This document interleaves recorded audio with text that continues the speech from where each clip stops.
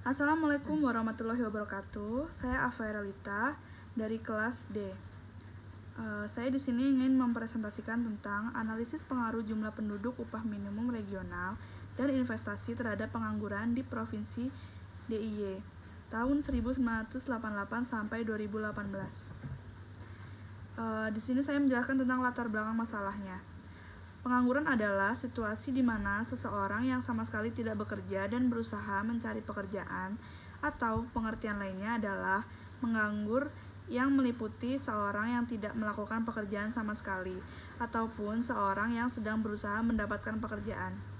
Selain itu, pengangguran juga dapat dikatakan sebagai salah satu bentuk masalah kompleks dan rumit karena dengan adanya tingkat pengangguran yang tinggi dapat memberikan pengaruh terhadap banyak faktor dalam interaksi ekonomi. Yang mana ketika permasalahan yang berikatan dengan pengangguran ini tidak diatasi akan menyebabkan beberapa masalah dalam segi pembangunan ekonomi dan masalah sosial di masyarakat seperti kemiskinan dan lain-lain. Rumusan masalahnya yaitu ada pertama, apa pengaruh dari nilai investasi terhadap jumlah pengangguran di Daerah Istimewa Yogyakarta tahun 1988 sampai 2018? Yang kedua, apa pengaruh dari tingkat upah minimum regional terhadap jumlah pengangguran di Daerah Istimewa Yogyakarta tahun 1988 sampai 2018?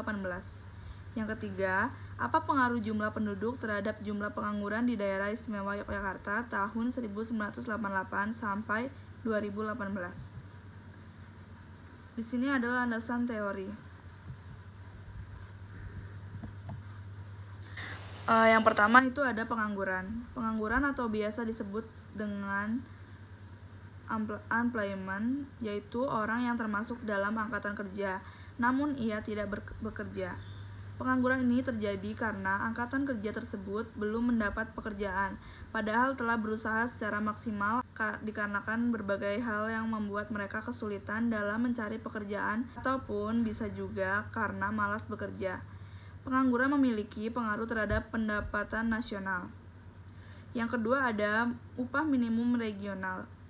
Upah minimum regional sendiri adalah pendapatan yang akan diterima oleh tenaga kerja ataupun karyawan yang diberikan oleh perusahaan maupun tempat ia bekerja, dalam bentuk uang dan acuan minimum dari upah itu sendiri, berdasarkan dari ketetapan UMR daerah tersebut, atau singkatannya upah minimum regional sendiri adalah standar dari gaji ataupun upah yang harus dibayarkan oleh pihak yang mempekerjakan tenaga kerja termasuk perusahaan terhadap karyawannya ataupun pegawainya sesuai dengan kebutuhan hidup minimum yang sepadan atau biasa disingkat dengan KHL yang berlaku di suatu daerah baik itu provinsi maupun kabupaten atau kota.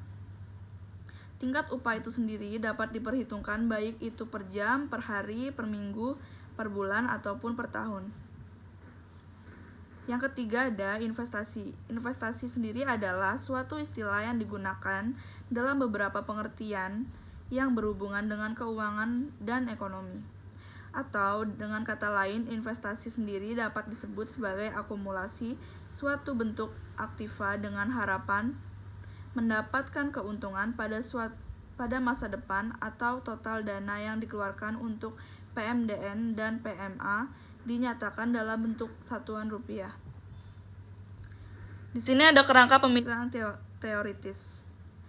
Ada metode penelitian. Pendekatan yang dilakukan secara kuantitatif. Pada pendekatan kuantitatif dapat dilakukan uji hipotesis dengan memanfaatkan model analisis secara ekonometrika, di mana analisis ini merupakan gabungan antara analisis statistik, analisis matematis, dan juga analisis dengan berdasarkan pada teori-teori ekonomi yang ada dengan tujuan untuk mengetahui bagaimana sebab, akibat, dan juga dampak yang disebabkan apabila adanya perubahan dari suatu variabel terhadap variabel yang berkaitan lainnya.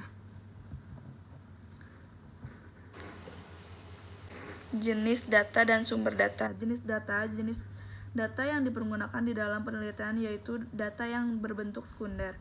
Data yang berbentuk sekunder adalah data yang sumbernya diperoleh dari sumber yang tidak langsung seperti laman utama dari BPS ataupun dari berbagai sumber-sumber yang formal. Sumber data. Sumber data yang ada dalam penelitian adalah data berbentuk sekunder yang mana semua data diambil dari laman Badan Perencanaan Pembangunan Daerah Provinsi DIY atau yang biasa disingkat Bapeda DIY. Sekian dari saya, mohon maaf jika ada kesalahan kata. Terima kasih dan wassalamualaikum.